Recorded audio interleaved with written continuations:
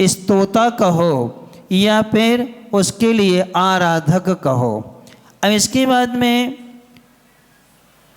स्तुति यानी गुणगान। स्तुति किसे कहते हैं? थोड़े से गुणों को बढ़ा चढ़ा करके कहना, उसका नाम है स्तुति। अल्प गुणों को भक्ति के वश हो करके बढ़ा चढ़ा के कहना, उसका नाम क्या कहलाता है? स्तुति कहलाता है। स्तुति का फल क्या है? स्तुति के फल अपने यहाँ पर 8 प्रकार के गिनाए गए हैं। सबसे पहला है मन शुभ होना, मन का क्या होना? शुभ होना। दूसरा है पुण्य की प्राप्ति होना। तीसरा है कर्म की निर्जरा होना। चौथा है स्वरूप का बोध होना।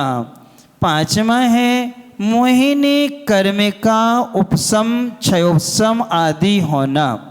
फिर इसके बाद में दिया है वस्तु के स्वरूप का ज्ञान होना।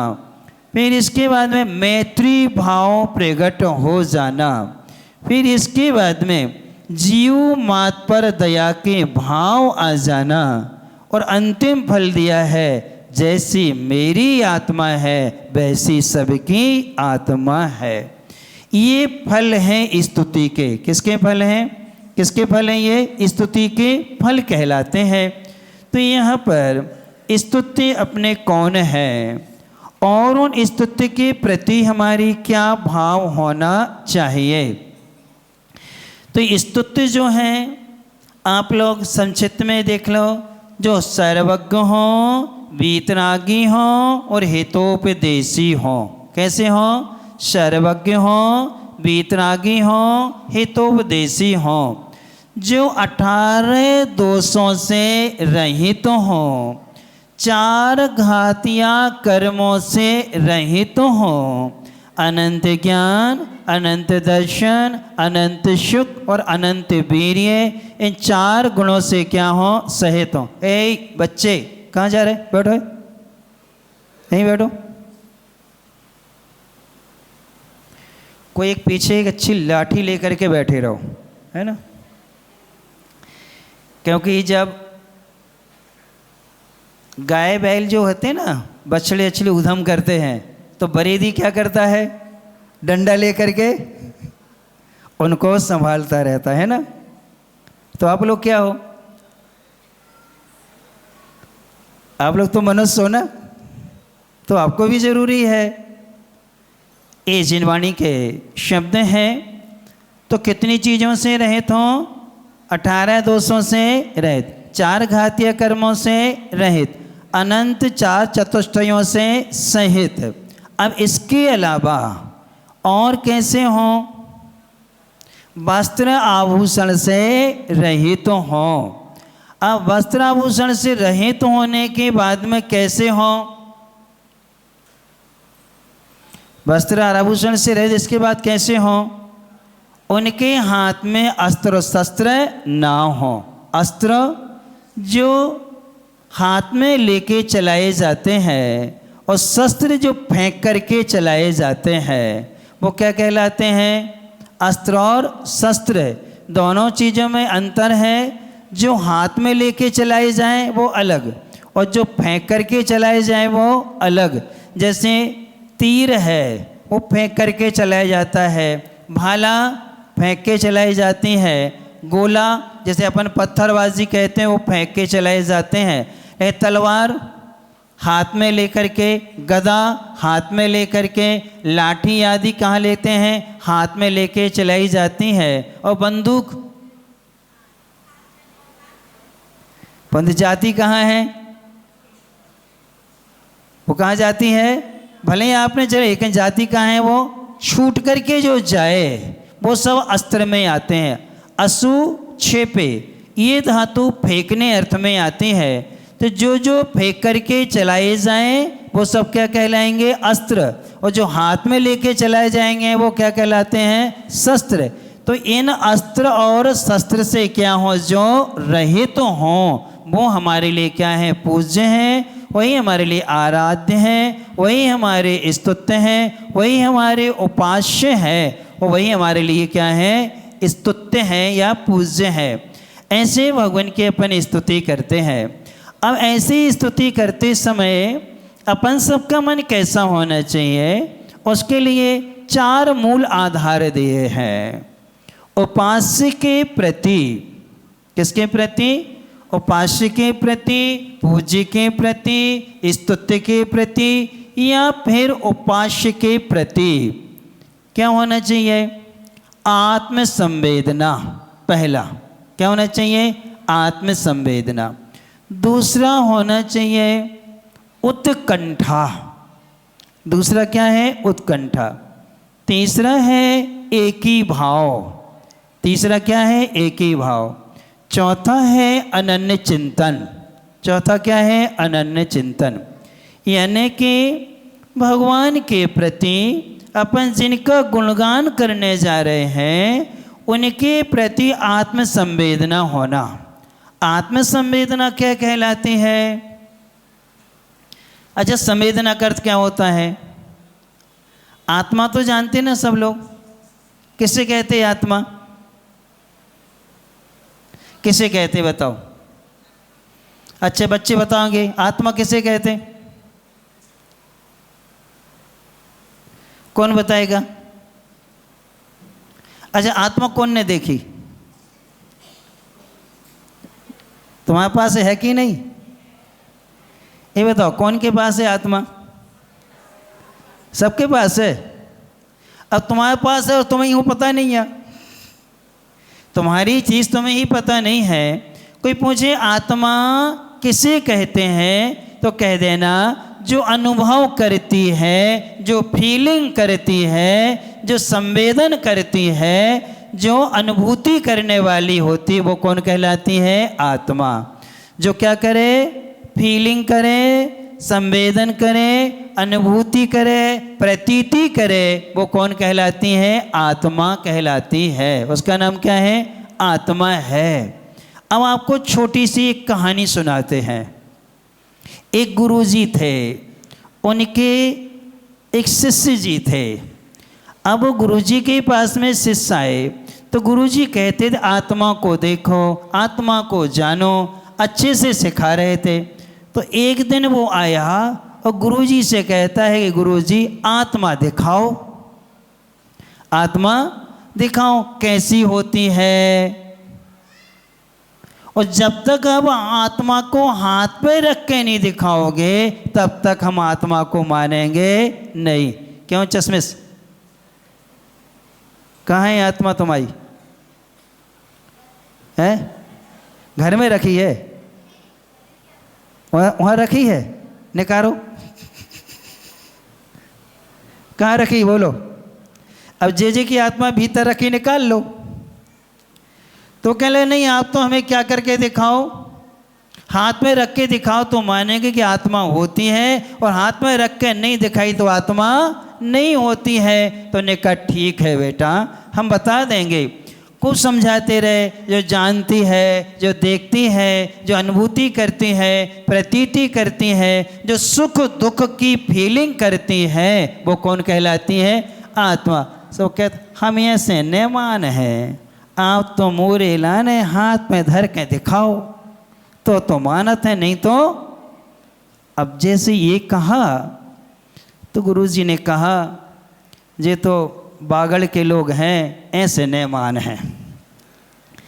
अब इनको तो समझाना पड़ेगा।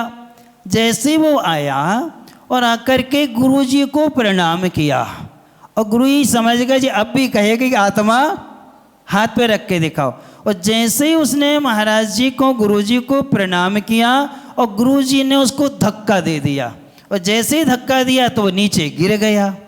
जब नीचे गिरा तो 2-3 जगह उसको छिल गया और चोट लग गई, वो रोने लगा।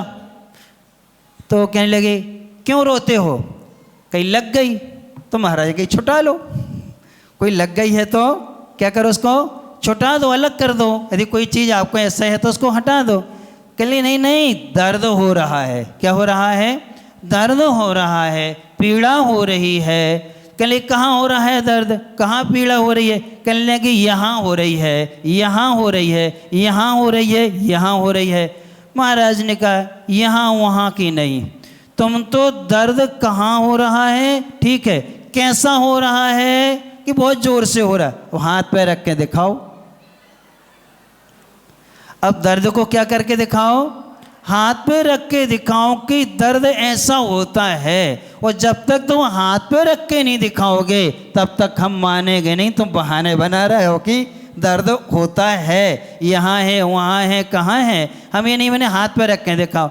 सो कहते हैं अरे महाराज, जो दर्द हाथ पे रख के नहीं दिखाया जाता है, एक को तो अनुभव होता है। क्या होता है इसका, अनुभव होता है, इसकी अनुभूति होती है, इसकी फीलिंग हो रही है, अर्थात इसका हमें वेदन हो रहा है। इस दर्द को कभी हाथ पे नहीं दिखाया जा सकता, क्योंकि जो दर्द है ये जीव की विभाव अर्थ पर्याय है। कौन सी है, बड़े लोगों को ध्यान में रखने लायक है।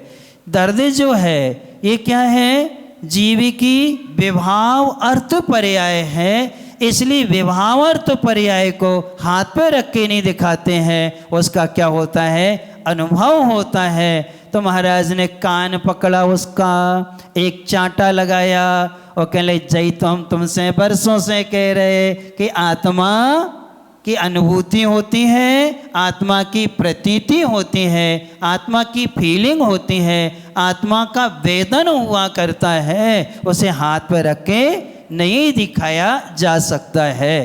तो अब आपको समझ में आ गई ना, अब आपके पास है आत्मा कि एक चांटा लगाए, तो आप कहोगे कि हमें क्या हो रहा है, दर्द हो रहा है, तो हम पूछेंगे कहाँ हो रहा है, तुम कहाँ कहोगे, हम तो कहेंगे हाथ पर रख के दिखाओ, तुम क्या करोगे, नहीं, उसकी क्या होती है, अनुभूति। ऐसे अपन आत्मा की क्या करते हैं, अनुभूति करते हैं, आत्मा की अपन क्या करते हैं, फीलिंग करते हैं। तो जिनके हम गुणगान करने जा रहे हैं उनके प्रति संवेदन हो, यानी उनको अनुभूति में लाना, उनकी प्रतीति में लाना, वही कहलाती आत्म संवेदना। जैसे आम का नाम लेते हैं, रसगुल्ला का नाम लेते हैं, नमकीन का नाम ले तो आपको कैसा लगता, कैसा लगता, मुख में पानी आ जाता कि नहीं आ जाता। और सामने रसगुल्ला रखे हों, कैसा लगता है, और बढ़िया नमकीन रखा हो सामने, कैसा लगता, और सामने यदि पोटी रख दी जाए तो कैसा लगता, आपको उसकी गिलानी की अनुभूति हो रही कि नहीं हो रही, और रसगुल्ले को देख करके मधुरता की अनुभूति हो रही कि नहीं, नमकीन को देख करके चटपटे की अनुभूति हो रही है। अब भगवान को देख करके कैसी अनुभूति होती है, अब इन पदार्थों को हमने खाया नहीं है, आंखों से देखा मात्र है, और देख करके हमें इंद्रियों से क्या है, उसकी अनुभूति हो रही है। तो भगवान भी तो एक पदार्थ है, उनको देख करके अनुभूति का होना, यानी हे भगवान, जैसा शांत स्वरूप आपका है वैसा हमारा भी है, ऐसी फीलिंग का नाम होता है आत्म संवेदना। हे भगवान, जब भी मुझ में अच्छा कार्य होगा, जब भी मुझे पुण्य का लाभ मिलेगा, वो आपके निमित्त से ही मिलेगा।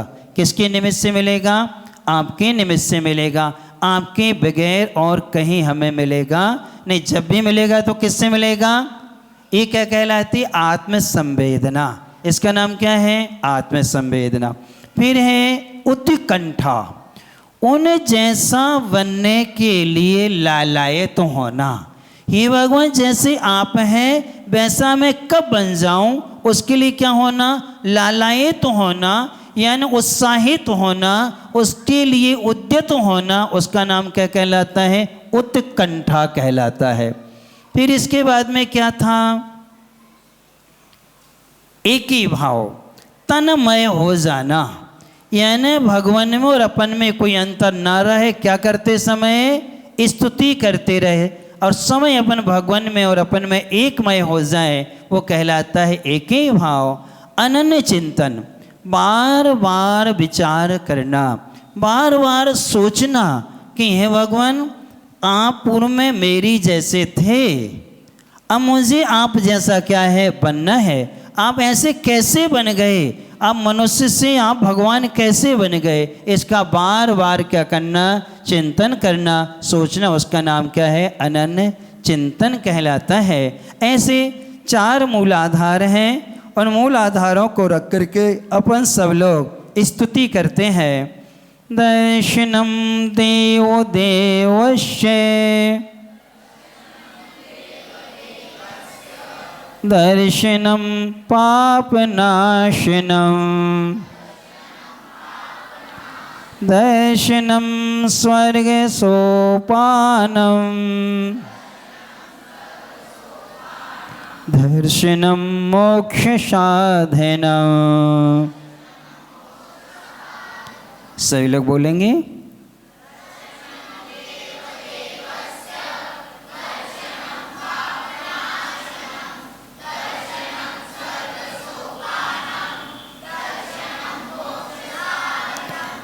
अब इस श्लोक में दर्शन शब्द कितनी बार आया है, जबकि इस श्लोक को ऐसा बना सकते थे, दर्शनम देवो देवस्य तथैव पापनाशनम, स्वर्गे सोपानम यथैव चे मोक्ष साधनम। ये श्लोक बन सकता था।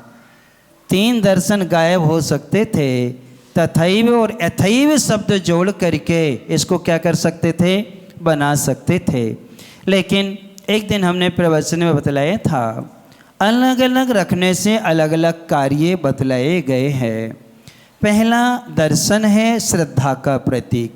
पहला दर्शन किसका है, श्रद्धा का प्रतीक, कि देवों के जो देव हैं उन पर श्रद्धा रखना चाहिए।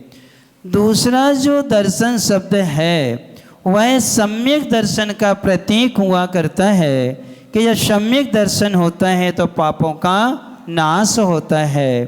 तीसरा जो दर्शन आया है उसका अर्थ होता है सिद्धांत, उसका अर्थ होता मत, उससे स्वर्ग की सीढ़ी मिलती है। और चौथा दर्शन है उसका अर्थ है रत्नत्रय, उसका अर्थ होता है मुनि, साधु, परमेष्टि, जो मोक्ष का साधन बनता है। अब देव किसे कहते हैं, किसे कहते थे,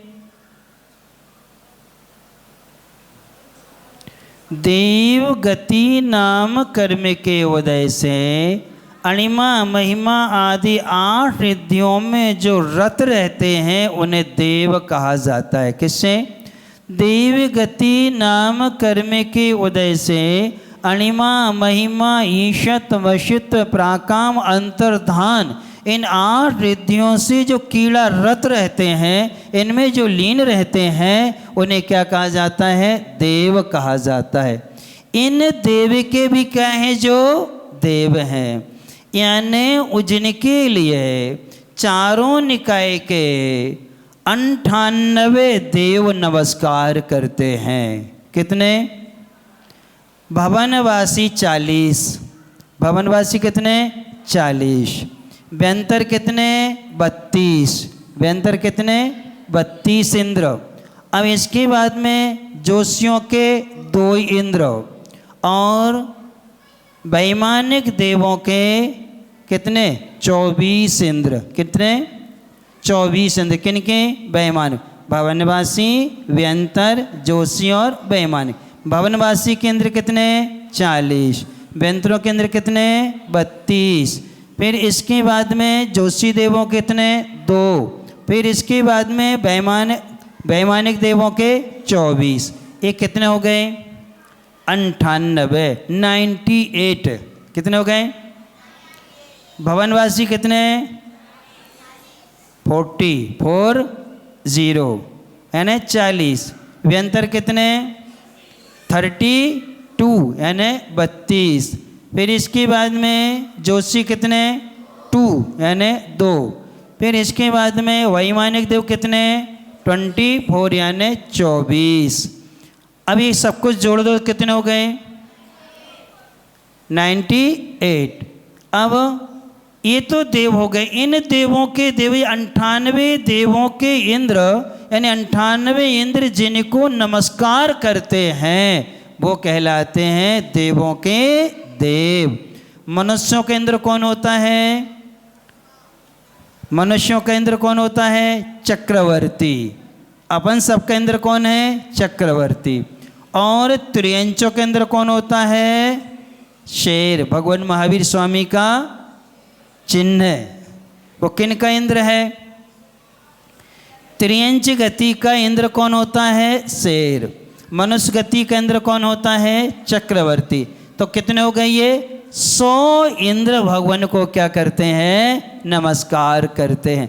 कौन सी गति में इंद्र नहीं होते? सिर्फ कहाँ कौन से? नरक गति में कोई इंद्र, और नरक गति वाले कभी समोसरण में आते नहीं हैं, इसलिए उनको क्या कर दिया? छोड़ दिया। देवों को ले लिया, मनुष्यों को ले लिया, त्रियंचों को ले लिया, नारकी कभी आते नहीं हैं। ऐसे देवों के जो देव हैं उनका दर्शन करना चाहिए, उनको देखना चाहिए, उनका अवलोकन करना चाहिए, उनका निरीक्षण करना चाहिए। क्या करना चाहिए? देखना चाहिए, निरीक्षण करना चाहिए। दर्शनम पापनाशनम। जब हमारे उन पर विश्वास हो जाता है तो पापों का नाश होता है। पाप की डेफिनेशन कौन बतलाएगा?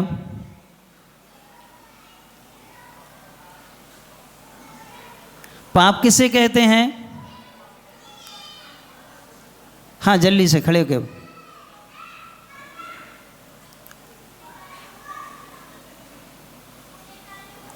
बहुत बहुत धन्यवाद। हाँ,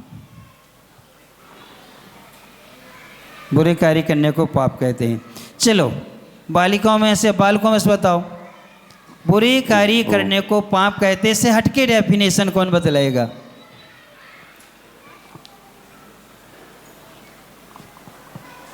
पीछे बच्चों में, अब बड़े लोगों में, चलो माताओं में। हाँ बोलो।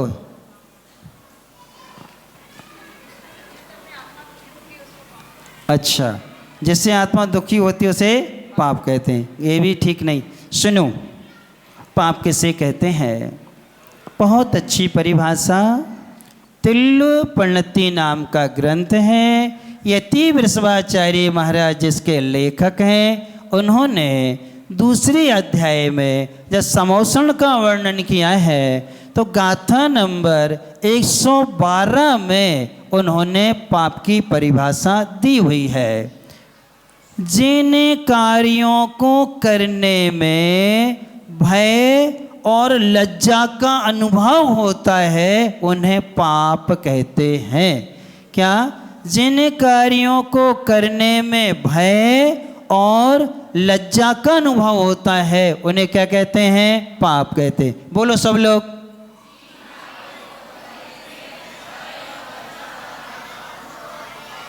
उसे क्या कहते हैं? भय यानी डर। जो कार्य करने के लिए क्या लगता है आपको?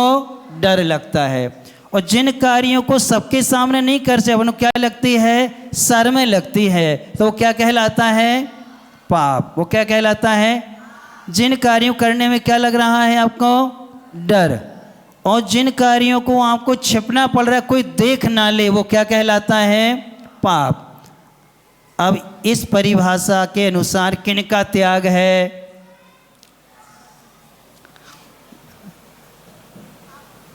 महाराज जी को त्याग है बस। किसका है? कि महाराज जी आपका त्याग है, बाकी का। ये देखो आचार्य ने कितनी अच्छी परिभाषा दी है कि जिन कार्यों करने में डर लगे, जिन कार्यों करने में शर्म लगे, वो क्या कहलाते हैं? पाप कहलाते हैं। याद कर लो, अधिक कभी कभार हम भी आपसे कहें कि देखो ये किसी से कहना नहीं, ये किसी से कहना नहीं, किसी को बताना नहीं, उसी समय कह देना महाराज ये क्या है? क्या कह देना? महाराज जी ये क्या है?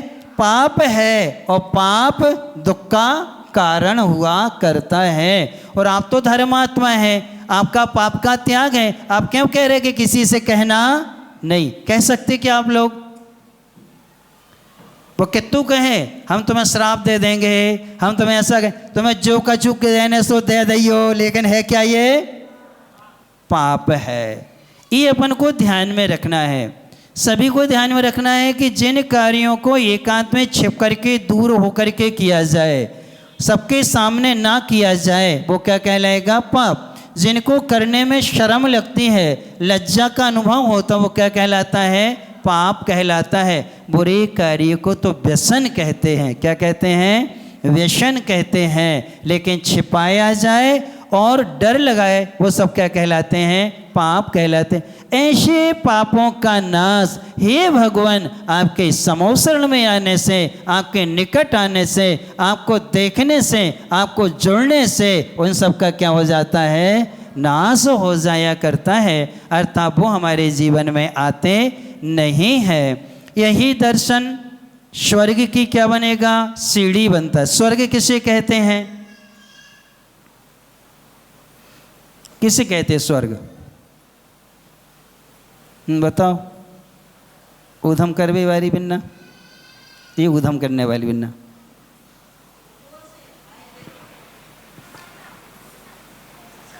अच्छा, आत्मा को शांति मिले से स्वर्ग कहते हैं। चलो बैठ जाओ। अब तुम्हें अल्लाह ने अच्छा बर्फ का गोला मिल जाए,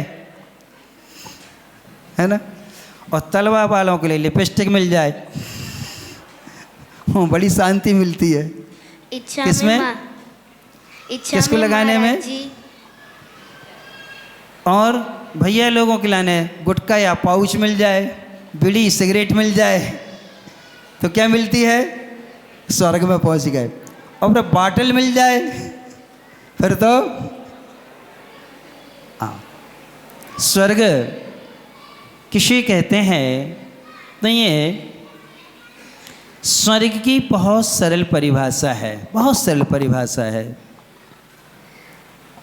देव गति नाम कर्म के उदय से जहाँ पर निवास किया जाता है उसे स्वर्ग कहते हैं। देवगति नाम कर्म के उदय से जहाँ निवास किया जाए उसे क्या कहते हैं? स्वर्ग कहते हैं। भवनवासी, व्यंतर, जोशी, बैमान के सब स्वर्ग में आते हैं। किस में आते हैं? ये सब स्वर्ग में आते हैं। जो जो देव कहलाते हैं वो सब किस में आते हैं? स्वर्ग में आया करते हैं। इसलिए स्वर्ग की परिभाषा क्या हो गई? देवगति नाम कर्म के उदय से जहाँ रहा जाए उसका नाम क्या है? स्वर्ग है। यहाँ भी बहुत सारे व्यंतर घूम रहे होंगे, कुछ मंदिर में भी रहते हैं, तो वो सब स्वर्ग है। वो सब क्या है? स्वर्ग के हैं। उनके निवास स्थान कहीं भी हो सकते हैं, लेकिन मूल स्थान उनका कहाँ होता है? उनके विमान में अथवा उनके भवन में हुआ करता है। उसी का नाम क्या कहलाता है? स्वर्ग कहलाता है। वहाँ हमें भगवान का दर्शन ले जाता है। मोक्ष सभी कर्मों से रहित अवस्था का नाम क्या है? मोक्ष कहलाता है। उसका साधन, प्राप्ति करने का जो उपाय होता है उसे क्या कहते हैं? साधन कहा जाता है। धन्य है माता बच्चे को मोबाइल पकड़ा दिया। और सोच लो, इस उम्र में जब तुम मोबाइल दे रही हो तो बड़े होके क्या करेगा? वो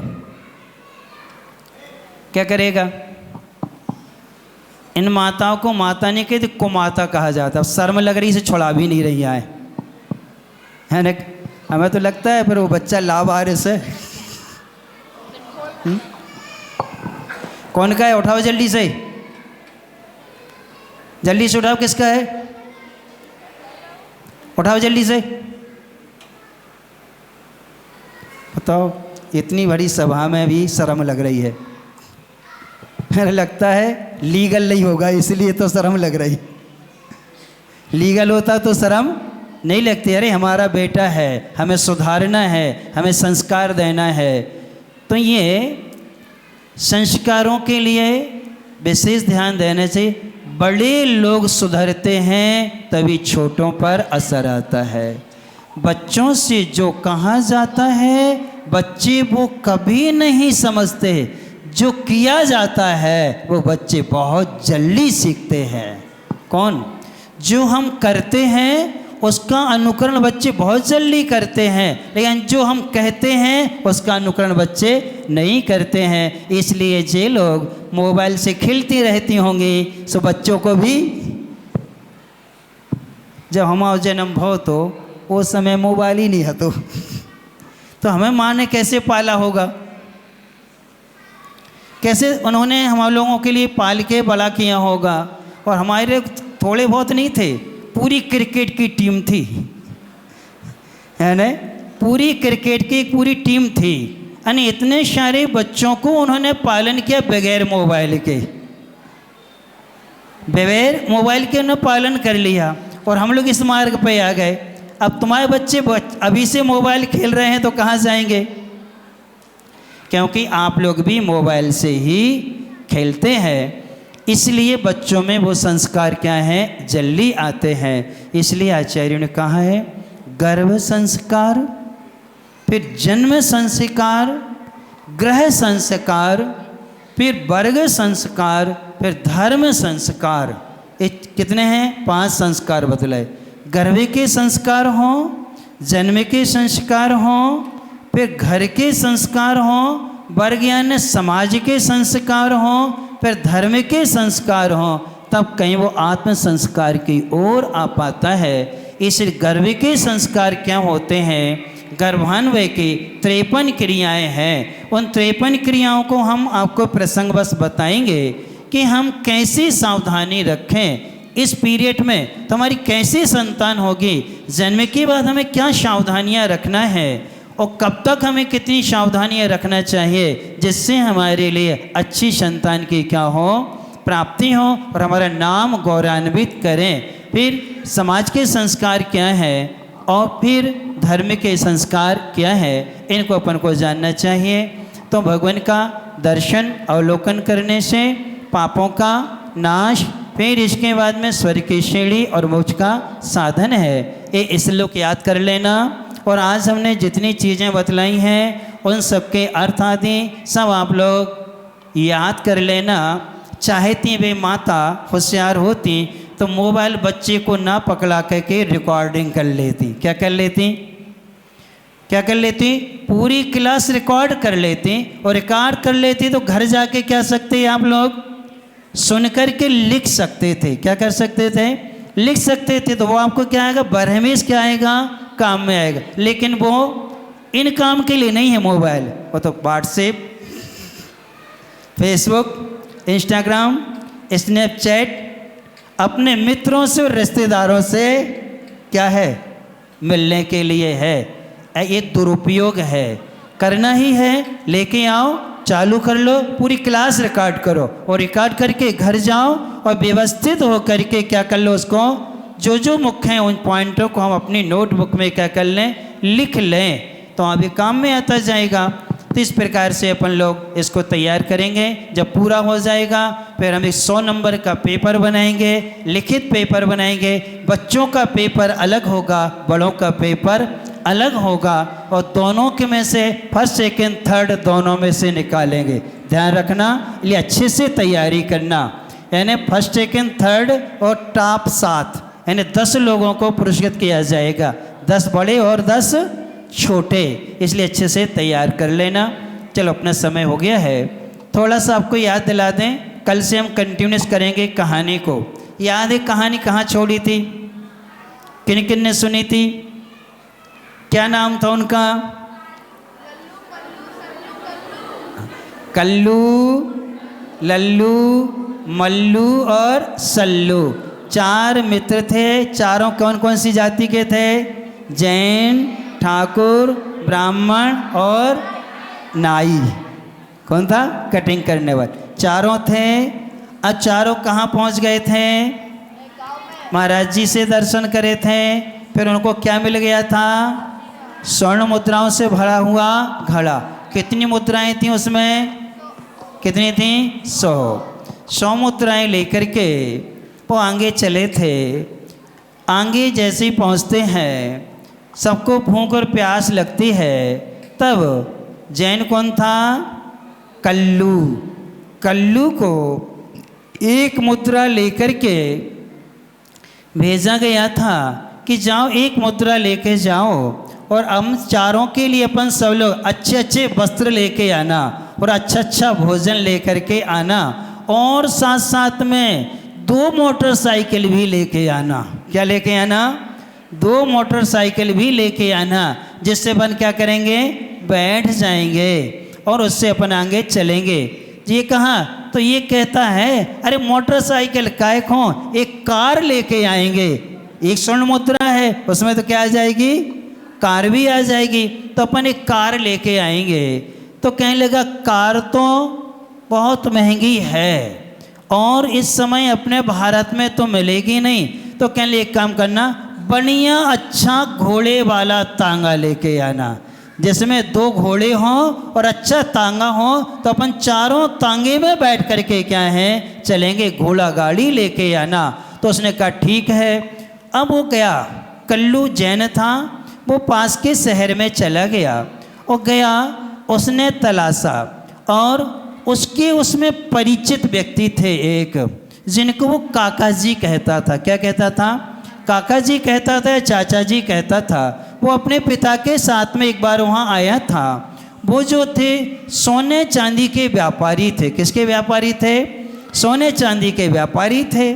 वो गया, उसने पैर पड़ के कहता है क्यों, काका के चाचा के बारे में हाथ जोड़ के क्या किए जाते हैं, पैर पड़े जाते हैं। जैसे ये कहा कि काका जी प्रणाम, पिताजी ने भेजा है, ये स्वर्ण मुद्रा आप रख लें, इसके बदले में हमें रुपए दे दें। क्या कर दें? रुपए दे दें। उनने सोचा इसके पिताजी तो सोना खरीदते हैं, वो तो कभी सोना बेचते नहीं हैं, और ये रुपए मांग रहा है। बेटा क्यों, पैसे की क्या ज़रूरत है, क्यों ऐसा भेज दिया आकस्मिक, तुम्हें भेजा है? अरे क्या है कि घर में हमारी दीदी की शादी है। उसने झूठ बोला, घर में क्या है, दीदी की शादी है, तो पैसों की ज़रूरत है, इसलिए उन्होंने हमें भेजा है कि काका जी के यहाँ ये स्वर्ण मुद्रा देना और एक थैले में भर के नोट लेकर के आ जाना। वो समझ गए। कौन? काका जी समझदार थे। उन्हें स्वर्ण मुद्रा रख ली और एक थैले में भर करके नोट उसको क्या कर दिए, दे दिए, उसको नोट दिए। तब तक काका जी ने अपने एक नौकर के लिए कहाँ भेज दिया, उस बालक के पिता के पास भेजा कि जाओ पता करके तो आओ हकीकत क्या है। ये उसने वहाँ भेज दिया।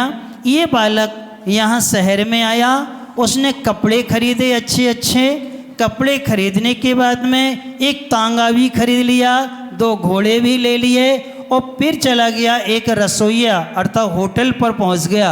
उसने बहुत सारी चीज़ें खरीदी, आलू बंडा, समोसा, जलेबी, खस्ता, पूड़ी, नमकीन, बर्फी, चमचम, नमकीन आदि, यानी जितने थे 32 प्रकार के व्यंजन उसने क्या है खरीद के 2 टोकनी भर ली। कितनी टोकनी भर गई? 2 टोकनियों में भर लिए उसने। फिर उसने ड्राई फ्रूट्स भी खरीद लिए। ये सब खरीद करके तांगे में क्या है उसने रख लिए। शेष कहानी डैश डैश डैश।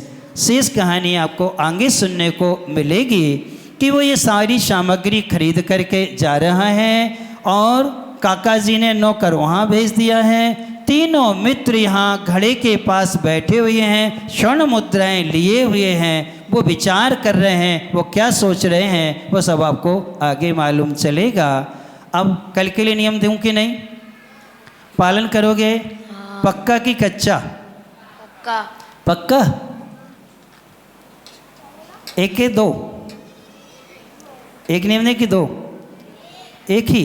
चलो एक नियम बहुत सरल देते हैं। आप सबको, आपसे जो उम्र में बड़े हैं उनके चरण स्पर्श करके सोना है और सुबह उठते ही साथ में उनके चरण स्पर्श करना है। महिलाएं ध्यान रखेंगी अपने सास ससुर का और अपने पति देव का, और पति देव ध्यान रखेंगे अपने माता पिता का। बच्चे ध्यान रखेंगे अपनी माँ का, अपने पिताजी का, दादाजी का, दादी जी का, अपने बड़े भैया का, बड़ी दीदी का। यानी आपसे जो बड़े हैं उनके क्या करना है, चरण स्पर्श करना है। हंसो नहीं, पति देव के चरण स्पर्श करना।